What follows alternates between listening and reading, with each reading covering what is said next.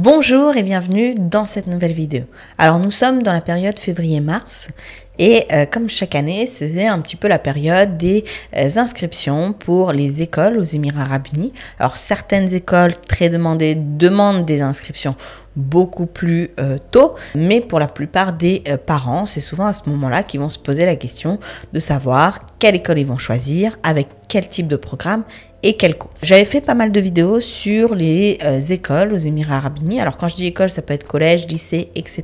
Et je voulais vous partager une initiative du KDHA, donc comme le ministère de l'Éducation, qui ont mis sur leur site en ligne ce qu'on appelle les School Fees Fact Sheet. Qu'est-ce que c'est? C'est un ensemble d'éléments qui vont venir nous dire quel est le programme suivi par l'école et quel est le coût de cette école. Je vous en parle dans cette vidéo.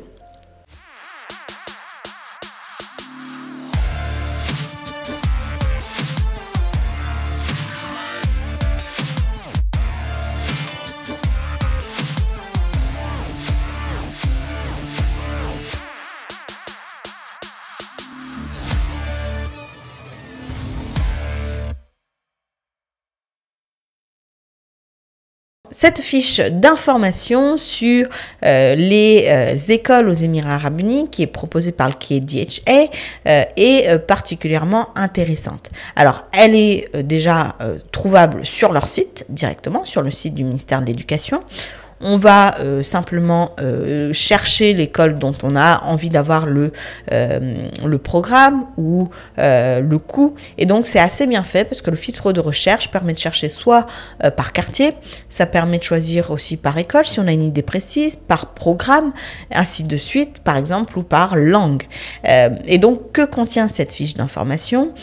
Première chose, elle va contenir le programme qui est suivi dans cette école. Par exemple, est-ce que c'est un programme plutôt américain, un programme plutôt britannique? On va sélectionner sur cette fiche également pour quelle année scolaire on souhaite avoir les informations.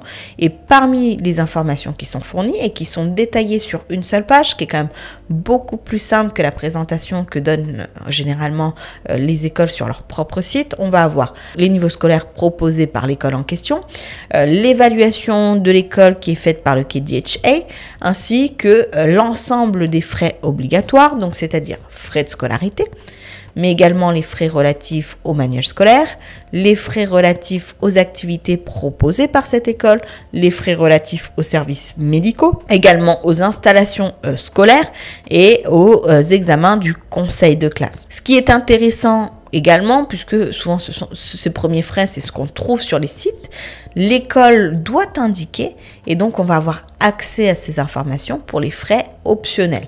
Dans les frais optionnels, on va avoir les prix approximatifs, puisque ça dépend aussi d'où vous vivez, du transport, les frais concernant les uniformes, les activités proposées après l'école, les frais relatifs aux sorties scolaires et aux photographies annuelles.